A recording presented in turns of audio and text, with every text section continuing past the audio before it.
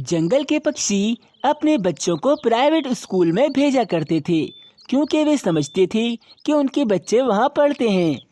परंतु उस स्कूल में पढ़ाई नहीं होती थी। वहां के टीचर्स हमेशा सोते रहते थे और बच्चे पूरा दिन मस्ती ही करते रहते थे। वहीं दूसरी तरफ उसी जंगल में एक सरकारी स्कूल भी था जो तोते महाराज ने बनवाया था। परंतु वहाँ कोई टीचर पढ़ाता ही नहीं था, इसलिए वहाँ बच्चे भी नहीं थे। उल्लू सेठ ने अपने स्कूल में टीचरों को अच्छी तनख्वाह देकर रखा हुआ था। अरे मजे करो, सर तो सो रहे हैं। सर के ऊपर ये कागज का जहाज बना बना कर फेंको। अरे तुम सब देखना, मेरा ही जहाज जाकर सर को लगेगा। अरे मारो मारो, सर पे जहाज मारो, सर को जहाज मारो। अरे ये मेरा जहाज कहाँ जा रहा है? कोई मेरे जहाज को पकड़ो भाई। अरे अनपढ़ पक्षी के बच्चों, शोर मत मचाओ। एक तो रात को मेरी बीवी मुझे सोने नहीं देती और सुबह सुबह स्कूल में आकर तुम सब यहाँ शोर करने लगते हो। सर हम तो शोर मचाएंगे, हम तो खूब मस्ती करेंगे, हमारा स्कूल बहुत अच्छा है। कोमल चिड़िया एक शिक्षक थी। वे इस स्कूल में पढ़ाने आई थी, परंतु वे इस स्कूल का हाल देखकर बहुत ज्यादा उदास थी। अरे बाप रे बाप, इस स्कूल का तो कोई डिसिप्लिन ही नहीं है। टीचर्स खुद सो रहे हैं और बच्चे मस्ती करे जा रहे हैं। पढ़ाई तो यहाँ पर हो ही नहीं रही और फीस कितनी ज्यादा लेते हैं ये स्कूल वाले। मैं तो समझ रही थी इतनी ज्यादा फीस पक्षियों से लेते हैं तो ये स्कूल काफी ज्यादा अच्छे होगा, सब बच्चों को काफी अच्छा पढ़ाते होंगे। परंतु यहाँ तो किसी को कुछ भी मैनर्स नहीं है और मैं कब से यहाँ बैठी हूँ, परंतु प्रिंसिपल का तो अता पता ही नहीं है। मुझे यहाँ पर बुलाकर खुद ना जाने कहाँ गए हुए हैं। तभी उस स्कूल का प्रिंसिपल उल्लू हेडमास्टर वहाँ पर आता है। हाँ भाई, कोड़ाला सांगू न काकाए, तो तुम यहाँ पर पढ़ाने के लिए आई हो? तुम कोई शिक्षक हो क्या? हाँ मैं एक शिक्षक हूँ और मेरा फर्ज है बच्चों को शिक्षा देना, और शायद आपका फर्ज भी यही है, परंतु शायद आप अपना फर्ज भूल चुके हैं। आपके स्कूल के बच्चे ना जाने क्या कर रहे हैं, आपको पता भी नहीं है। कोड़ाला सांगू न काकाए, मुझे सब पता है, मैं सब जानता हूँ, तुम चिंता मत करो। अरे मैं सब क्लासेस में देख कर आ रही हूँ, सबके सब टीचर्स सो रहे हैं और बच्चे खूब मस्तियाँ कर रहे हैं। किसी भी क्लास में पढ़ाई तो हो ही नहीं रही। कोड़ाला सांगू न काकाए, हम इस स्कूल में पढ़ाई कराते भी नहीं हैं। टीचर्स को बुलाकर बस उनकी नींदें पूरी कराते हैं और उन्हें अच्छी सैलरी देते हैं। अगर तुम्हें भी अच्छी तनख्वाह चाहिए तो फिर तुम हमारे स्कूल में आ सकती हो। आपको पता है आप शिक्षक नहीं भक्षक हैं, आप बच्चों के भविष्य के साथ खेल रहे हैं। अरे भाई, अच्छा ही है ना, कोड़ाला सांगू न काकाए। टीचर्स को भी सुकून करने का मौका मिलता है और बच्चों पर भी कोई पाबंदी नहीं है, सब मजे कर सकते हैं। हमें तो हमारे पैसे मिल रहे हैं, हमें बिल्कुल बुरा नहीं लग रहा। तो यानी कि ये स्कूल तुमने पढ़ाने के लिए नहीं, खुद पैसे कमाने के लिए खोला है। अरे हाँ, तुम बिल्कुल ठीक समझी कोड़ाला सांगू न काकाए। शिक्षा एक व्यापार है और मैं इस व्यापार से खूब पैसे कमाता हूँ सब पक्षियों से। तुम वाकई में एक शिक्षक नहीं, एक राक्षस हो जो इस कुर्सी पर बैठे हुए हो। मैं तो इस स्कूल में बच्चों को पढ़ाने आई थी, परंतु अब मैं तुम्हें वचन देती हूँ कि मैं इस स्कूल को बंद करवा कर ही रहूंगी। कोड़ाला सांगू न काकाए, तुम जैसे ना जाने कितने आते हैं यहाँ पर और रोज ये धमकियाँ देकर जाते हैं, परंतु कोई कुछ नहीं कर पाता। जाओ जाओ जाओ, यहाँ से जाओ। कोमल चिड़िया को बहुत गुस्सा आता है और वे वहाँ से जा रही होती है। तभी स्कूल का ब्रेक हो जाता है। वे गार्डन में आकर बैठती है। तभी वे देखती है कि चिड़िया की एक बच्ची काफी उदास बैठी है। सब बच्चे तो इस माहौल में काफी ज्यादा खुश हैं और सब मजे भी कर रहे हैं, किसी को पढ़ाई नहीं करनी है, परंतु वे बच्चे इतने उदास क्यों हैं? मुझे उसके पास जाना चाहिए। फिर कोमल चिड़िया उस चिड़िया की बच्ची के पास जाती है। क्या हुआ बेटा, तुम यहाँ पर खुश नहीं हो क्या? मैं तुम्हें कब से देख रही हूँ, तुम कब से उदास ही बैठी हुई हो। मैं आपको अब क्या बताऊँ चिड़िया आंटी, मेरे पिताजी एक किसान हैं। काफी मुश्किलों से पैसे जमा कर कर उन्होंने मुझे इस स्कूल में लगवाया है, परंतु इस स्कूल में पढ़ाई तो होती भी नहीं है और मैं तो पढ़ाई करना चाहती हूँ। जब परीक्षा होती है तो सब टीचर मिलकर हमें परीक्षा में खुद ही पास कर देते हैं, पढ़ाई नहीं कराते, जबकि मैं पढ़ना चाहती हूँ। हाँ बेटा, तुम ठीक कह रही हो। मैं भी अभी देख कर आई हूँ, इस स्कूल के हालात काफ़ी ज़्यादा खराब हैं, परंतु तुम चिंता मत करो, मैं कुछ ना कुछ ज़रूर करूँगी। आंटी, मुझे तो लगता है मैं अपने पिताजी के पैसे ज़ाया कर रही हूँ यहाँ पर पढ़ के। काश हमारे जंगल में कोई और अच्छा स्कूल होता, मैं ये स्कूल छोड़कर वहाँ पर लग जाती। इन सब पक्षियों ने मिलकर शिक्षा को व्यापार समझ लिया है। परंतु बेटा, तुम चिंता मत करो, मैं तोते महाराज के पास जाकर अभी इस बारे में बात करती हूँ। फिर कोमल चिड़िया वहाँ से चली जाती है। कुछ समय में वह तोते महाराज के पास पहुँचती है। तोते महाराज, उल्लू हेडमास्टर का वे स्कूल किसी काम का नहीं है, वे सिर्फ एक कचरा है। वहाँ पढ़ाई नहीं होती बल्कि व्यापार करा जाता है। और जब मैंने उससे कहा कि मैं तोते महाराज से कहकर तुम्हारा स्कूल बंद करवा दूंगी, तो उसने मुझे कहा जो करना है कर लो। कोमल चिड़िया, वे उल्लू हेडमास्टर बहुत ज्यादा होशियार हैं। उसने अपने स्कूल में टीचर्स को ज्यादा पगार देकर रखा हुआ है। और जब मैंने अपना सरकारी स्कूल इस जंगल में खोला था तो वहाँ पर कोई भी टीचर पढ़ाने नहीं आता था। यानी कि तोते महाराज, हम उस उल्लू हेडमास्टर का कुछ भी नहीं कर सकते। हम शिक्षकों को और ज्यादा पगार देंगे ताकि हमारे सरकारी स्कूल में आगे पढ़ाएं। अरे नहीं कोमल चिड़िया, ऐसा नहीं हो सकता। हमारे जंगल के खजाने में इतना पैसा नहीं है कि हम सब शिक्षकों को उस उल्लू हेडमास्टर से ज्यादा पगार दें। वे उल्लू हेडमास्टर ऐसे व्यापार कर कर कर काफी ज्यादा अमीर हो गया है। हाँ, शायद आप ठीक ही कह रहे हैं तोते महाराज, परंतु अब हम क्या करेंगे? कोमल चिड़िया, मैंने भी अपना स्कूल इसलिए खोला था ताकि सब गरीब पक्षियों के बच्चे भी वहाँ पर बिना फीस दे के पढ़ सकें। परंतु अभी तो सिर्फ अमीर पक्षियों के बच्चे ही उस उल्लू के स्कूल में पढ़ रहे हैं। तोते महाराज, आप चिंता मत कीजिए, मैंने सोच लिया है मुझे क्या करना है। मैं एक शिक्षक हूँ और अब मैं सब गरीब पक्षियों के बच्चों को पढ़ाऊंगी और इतना अच्छा पढ़ाऊंगी कि वे उस स्कूल के बच्चों से ज्यादा अच्छे नंबर लेकर आएंगे। फिर देखना, जंगल के बाकी पक्षी भी अपने बच्चों को हमारे स्कूल में ही पढ़ाएंगे। कोमल चिड़िया, अगर ऐसा हो जाए तो वे उल्लू हमारे बच्चों के भविष्य से खिलवाड़ नहीं कर पाएगा और उसका स्कूल भी बंद हो जाएगा। फिर कोमल चिड़िया ने ऐसा ही करा। वे जंगल के सरकारी स्कूल की तरफ गई, परंतु उस स्कूल की हालत काफी ज्यादा खराब थी। अरे बाप रे, इस स्कूल की हालत तो काफी ज्यादा खराब है, परंतु अब सब कुछ मुझे ही करना है। मैं आज सब गरीब पक्षियों के पास जाऊंगी और उनसे कहूंगी कि अपने बच्चों को मुफ्त में इस स्कूल में पढ़ाएं। मैं सबको शिक्षा दूंगी, किसी बच्चे को भी नहीं छोड़ूंगी। ऐसा सोचकर कोमल चिड़िया गरीब पक्षियों की तरफ जाती है। अरे ताई जी, मुझे बताइए, आप अपनी बच्ची को इस स्कूल में क्यों नहीं पढ़ाती हैं? उसको क्या शिक्षा लेने का कोई हक नहीं है? बेटा, तुम खुद ही बताओ, मैं इतनी बूढ़ी हो चुकी हूँ, इस उम्र में मैं और कितनी मेहनत करूँ? पूरा दिन खेतों में काम कर कर जितना पैसा इकट्ठा होता है उससे तो हमारा परिवार खाली भोजन खा पाता है। अब मैं इतना पैसा कहाँ से लाऊं कि उस उल्लू हेडमास्टर के वहाँ फीस देकर अपनी बच्ची को पढ़ाऊं? ताई, अब आप चिंता मत कीजिए, मैं सरकारी स्कूल में जाकर हर बच्चे को पढ़ाने वाली हूँ, वो भी बिल्कुल मुफ्त में। आपको कोई फीस देने की जरूरत नहीं है, बस कल से अपनी बच्ची को हमारे सरकारी स्कूल में भेज दीजिएगा। बहुत खुश रहो बेटा, तुम्हारे जैसे शिक्षक की हमारे जंगल को काफ़ी ज़रूरत है। मैं बहुत खुश हूँ, कल से अपनी बच्ची को तुम्हारे स्कूल भेज दूँगी। ऐसे ही कोमल चिड़िया और गरीब पक्षियों के घरों पे जाती है और उन्हें समझाती है कि अपने बच्चों को सरकारी स्कूल भेजें। फिर अगले दिन सुबह ही सुबह सरकारी स्कूल में काफी सारे गरीब पक्षियों के बच्चे पढ़ने आते हैं। कोमल चिड़िया ये देखकर बहुत खुश होती है। बच्चों, आप सब यहाँ पर पढ़ाई करने आए हैं ना? मैं जानती हूँ आप सभी को शिक्षा का बहुत ज़्यादा शौक होगा, तभी आप सब यहाँ पर आए हैं और मैं आप सबको बहुत अच्छा पढ़ाऊंगी। जी मिस, हमें पढ़ाई करनी है। मिस, हमें मुझे भी पढ़ाई करनी है। मिस, मुझे भी पढ़ाई करनी है। मिस, हमें पढ़ाई करनी है। जी मिस, हमें पढ़ाई मिस, करनी मुझे भी है। पढ़ाई करनी हमें है। पढ़ाई करनी मिस, मुझे है। भी पढ़ाई करनी है। फिर कोमल चिड़िया बच्चों को पढ़ाती है और सभी बच्चे बहुत ज्यादा ध्यान से पढ़ाई करते हैं। बच्चों, मैं आप सबको जो जो पढ़ाती हूँ वे घर जाकर याद करिएगा। कुछ दिनों में मैं आप सभी की परीक्षा लूंगी और सबको ही उसके अंदर अच्छे नंबर लेने हैं। कोमल चिड़िया इतना अच्छा पढ़ाती थी कि पक्षियों के बच्चे रात को देर तक जागकर पढ़ाई ही करते रहते थे। फिर सभी बच्चों की परीक्षा का दिन भी आ जाता है।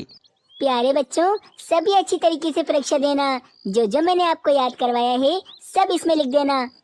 सभी बच्चे अच्छे से परीक्षा दे देते हैं। फिर अगले दिन सुबह सभी बच्चे परीक्षा के रिजल्ट का इंतजार कर रहे होते हैं। मिस मिस, क्या मैं पास हो गई? क्या मैं पास हो गई? मेरा रिजल्ट क्या आया है मिस? बच्चों बच्चों, आप सभी ने बहुत अच्छी परीक्षा दी और आप सब के सब A+ से टॉप आए हैं परीक्षा में। अरे मिस, मैं टॉप आया हूँ। मेरे पिताजी सुनकर कितना खुश होंगे। जी जी मिस, मेरी मम्मा भी बहुत ज्यादा खुश हो जाएंगी। मैं तो परीक्षा में टॉप आई हूँ। मैं सब बच्चों को इतना अच्छा पढ़ाऊंगी कि सब बच्चे उस उल्लू का स्कूल छोड़कर इस स्कूल में आ जाएंगे। पक्षियों के बच्चे अपना रिजल्ट अपने माता पिता को दिखाते हैं। माता पिता तो बहुत ज्यादा खुश होते हैं। अरे वाह भाई वाह मेरे बेटे, अब तो मैं तुम्हें उस सरकारी स्कूल में ही पढ़ाऊंगा। उस उल्लू के स्कूल में तुम कभी इतने अच्छे नंबर लेकर नहीं आए। लगता है वहाँ पढ़ाई नहीं होती होगी। फिर क्या था, धीरे धीरे उल्लू के स्कूल की क्लासेस खाली होने लगीं। अब वहाँ कोई भी बच्चा पढ़ने नहीं आता था, बस टीचर बैठे सोते ही रहते थे। उल्लू हेडमास्टर जो शिक्षा का व्यापार करने चला था, उससे व्यापार में काफी ज्यादा घाटा होने लगा। कोड़ाला सांगू न काकाए, इस कोमल चिड़िया ने तो मेरे सारे व्यापार पे पानी फेर दिया। आ वहीं वे कोमल चिड़िया का सरकारी स्कूल काफी ज्यादा अच्छा बन गया था और जंगल के सभी पक्षी अब उस सरकारी स्कूल में पढ़ने आते थे और अब वहाँ पर पढ़ाई भी होती थी। तो इस कहानी से प्रेरणा मिलती है कि शिक्षा व्यापार नहीं है और जो लोग शिक्षा को व्यापार समझते हैं वे इस दुनिया के लिए एक कलंक हैं। प्यारे दोस्तों, अगर आप कोमल चिड़िया की ऐसे ही अच्छी अच्छी कहानियाँ देखना चाहते हैं तो हमारे चैनल को सब्सक्राइब करें और हमारी वीडियो को लाइक करें। जंगल में ठंडी का मौसम चल रहा था। कोमल चिड़िया की गरम कंबल की दुकान थी। वे पक्षियों को कंबल बेच रही थी। पक्षियों, ये कंबल बहुत ज्यादा गर्म है क्योंकि इन कंबलों को मैंने अपने हाथों से बनाया है। अगर आप ये कंबल खरीदेंगे तो ये कंबल आपको और आपके बच्चों को काफी ज्यादा गर्म रखेंगे। अरे कोमल चिड़िया, ऐसा तो सब कहते हैं, परंतु अगर ये कंबल गर्म नहीं निकले तो हम क्या करेंगे? अरे कौवे भैया, इस कंबल के अंदर कोई भी खराबी नहीं है क्योंकि इन्हें मैंने खुद बनाया है। इसीलिए मैं कह रही हूँ ना, ये कंबल बहुत ज्यादा अच्छे हैं। अच्छा, फिर तो ठीक है, मैं तुम्हारी बात मान लेता हूँ। अरे हाँ कोमल चिड़िया, ठंडी तो काफी ज्यादा है और मेरे पास भी कोई कंबल नहीं है। मुझे कोई अच्छा सा कंबल दे दो। तो फिर बताइए तोते भैया, मैं आपको कौन सा कंबल दूँ? अरे कोमल, कोई भी कंबल दे दो, बस वे कंबल गर्म होना चाहिए। आप सब चिंता मत कीजिए, मेरे सारे कंबल काफी ज्यादा गर्म हैं। अरे हाँ कोमल चिड़िया, तोते को कंबल देने के बाद मुझे भी एक बढ़िया सा कंबल दे देना। ठीक है पक्षियों, मैं आप सभी को एक एक कंबल निकाल देती हूँ। अरे नहीं नहीं कोमल चिड़िया, मेरा कंबल अभी मत निकालना। मैं अभी रानी कौवी को लेकर आऊंगा, वे फिर अपनी पसंद से ही कंबल लेकर जाएगी। ठीक है कालू भैया, आप रानी बहन को ले आइए। फिर पक्षी अपने अपने कंबल लेकर वहाँ से चले जाते हैं। कालू कौवा भी अपने घर की तरफ चला जाता है। रानी को जाकर बोलता हूँ, उससे भी तो कंबल लेने थे ना। फिर कालू कौवा अपने घर पर पहुँचता है। अरे रानी रानी, मैं अभी कोमल चिड़िया की दुकान पर बहुत बढ़िया बढ़िया गरम कंबल देख कर आया हूँ।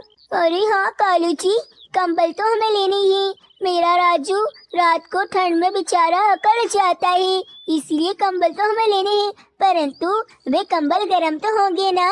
अरे हाँ हाँ, कोमल चिड़िया ने कहा है उसके कंबल काफी ज्यादा अच्छे हैं और मैं देख कर भी आ रहा हूँ, उन कंबल में कोई भी खराबी नहीं है। तो फिर चलो कालू, हम जाकर कोमल की दुकान से अपने लिए कंबल लेकर आते हैं। फिर कालू और रानी कोमल चिड़िया की दुकान पर कंबल लेने जाते हैं। अरे आइए आइए कालू भैया, रानी बहन आप आ गई। मेरी दुकान पर काफी सारे कंबल हैं, बताइए आपको कौन सा कंबल चाहिए? अरे कोमल, क्या ये सारे कंबल तुमने खुद अपने हाथ से बनाए हैं? मुझे तो यकीन ही नहीं होता, ये कितने ज्यादा सुंदर हैं। जी रानी बहन, ये सारे कंबल मैंने खुद बनाए हैं अपने हाथों से। आप कोई भी कंबल ले जाइए, सभी कंबल अच्छे हैं। ठीक है कोमल चिड़िया, फिर हमें कोई अच्छा सा कंबल दे दो जिसमें कोई भी खराबी ना हो। फिर कोमल चिड़िया उन्हें एक कंबल दिखाती है। आप ये वाला कंबल ले जाइए, ये काफी ज्यादा मजबूत और गर्म है। और नहीं नहीं, वे जो तुम्हारे पीछे कंबल रखा हुआ है ना, वे बहुत ज्यादा सुंदर लग रहा है, हमें तो वही वाला कंबल देना। ठीक है कालू भैया, आप वे कंबल ले जाइए, वे भी काफी अच्छा है। फिर कालू और रानी वहाँ से कंबल लेकर अपने घर चले जाते हैं। दोनों पक्षियों को घर पहुँचते पहुँचते रात हो जाती है। अरे कालू, कंबल तो हम ले आए हैं, परंतु तुम्हें याद है ना कि मुझे आज मेरी मौसी को देखने जाना है, उसकी तबीयत बहुत ज्यादा खराब है। अरे हाँ हाँ मुझे याद है, परंतु अभी रात बहुत हो गई है, इसलिए हम कल जाएंगे। अरे नहीं बाबा नहीं, मेरी मौसी की हालत बहुत ज्यादा खराब है। अगर आज रात में वे चल बसी तो उनके जानने वाले मुझे बहुत ताने देंगे कि मैं आखिरी बार भी उनसे मिलने नहीं गई। अरे हाँ रानी, ये बात भी तुम ठीक कह रही हो, चलो चलते हैं फिर। राजू मेरी बच्ची, तुम सुकून से सो जाना, हम सुबह तक वापस आ जाएंगे। ठीक है मामा, आप दोनों चिंता मत करो और आप दोनों आराम से आ जाना। फिर रात के समय ही कालू और रानी अपने घर से चले जाते हैं और राजू कौवा भी सो जाता है। कालू कौवे के घर में काफी सारे चूहे थे जो सन्नाटा देखते ही बाहर निकल आते हैं और कोमल चिड़िया के दिए हुए कंबलों को खाने लगते हैं। देखते ही देखते वे चूहे सारे कंबल खराब कर देते हैं। उन कंबलों में छोटे छोटे छेद हो गए थे। सुबह हो जाती है। कालू और रानी घर वापस आ गए थे, परंतु अपने कंबल देखकर उनकी हालत काफी खराब थी। कालू, मैंने तुम्हें कहा था ना, इन शरारती चूहों का कुछ कर लो। देखो, इन्होंने सारे के सारे कंबल खराब कर दिए। अरे रानी, ये तो हमारा बहुत बड़ा नुकसान हो गया। नास पीटे चूहों ने ये हमारे साथ क्या कर दिया। कालू, अब एक काम करो, जाकर ये सारे कंबल कोमल चिड़िया को ही वापस कर आओ और उससे कहना कि तुमने ही ये सारे कंबल फटे हुए दिए थे। अरे परंतु कोमल चिड़िया ने तो हमें सही कंबल दिए थे, अब तो वे वापस भी नहीं करेगी। अरे ऐसे कैसे नहीं करेगी, मैं तुम्हारे साथ चल रही हूँ, चलो। फिर क्या था, वे दोनों पति पत्नी कोमल चिड़िया के पास जाकर शोर मचा देते हैं। अरे कोमल चिड़िया, हमें कुछ भी नहीं पता, बस ये कंबल वापस करो, तुमने हमें फटे हुए कंबल दे दिए। अरे कालू भैया, मैं आपको कितनी बार बताऊं, ये कंबल मैंने आपको फटे हुए नहीं दिए थे, कंबल बिल्कुल ठीक थे, आप ही इन कंबलों के साथ कुछ कर कर ले आए हैं। अरे पक्षियों, इस कोमल चिड़िया से कोई भी कंबल नहीं लेना। देखो ये कैसा करती है पक्षियों के साथ, सबको फटे हुए कंबल दे रही है। अरे कोमल चिड़िया, ये तुम क्या कर रही हो, हम सब पक्षियों को बेवकूफ बना रही हो। कोमल चिड़िया, चलो जल्दी से कालू कौवे का कंबल वापस करो और इसे अच्छा वाला कंबल दो। अरे हाँ, कालू कौवे का कंबल वापस करो, इसके साथ अन्याय मत करो। कोमल चिड़िया की बात तो कोई भी पक्षी नहीं सुन रहा था। तभी एक कबूतर वहाँ पर आता है। अरे अरे अरे कालू कौवे, जल्दी चलो, तुम्हारे घर में राजू कौवे को तुम्हारे घर के चूहों ने काट लिया है, उसका काफी खून निकल रहा है। अरे क्या, मेरा राजू, मेरा राजू। फिर क्या था, सभी पक्षी जल्दी जल्दी कालू कौवे के घर पर पहुँचते हैं। राजू कौवे को घर के चूहों ने काट लिया था। फिर रानी कौवी जल्दी से राजू कौवे की पट्टी कर देती है। अरे पक्षियों, देखा आप सब मुझ पर इल्जाम लगा रहे थे कि मैंने कंबल खराब दिए हैं। इस कालू कौवे के घर में तो चूहे हैं, चूहों ने ही कंबल भी खाए होंगे, जैसे आज राजू कौवे पर हमला कर दिया। अरे हाँ, हम सब समझ गए हैं, ये सब चूहों की कार्रवाई ही है और कालू कौवा होशियारी कर कर दूसरे कंबल लेना चाह रहा था। अरे हाँ, हमसे गलती हो गई। कोमल चिड़िया, इस कालू कौवे को एक भी कंबल नहीं देना।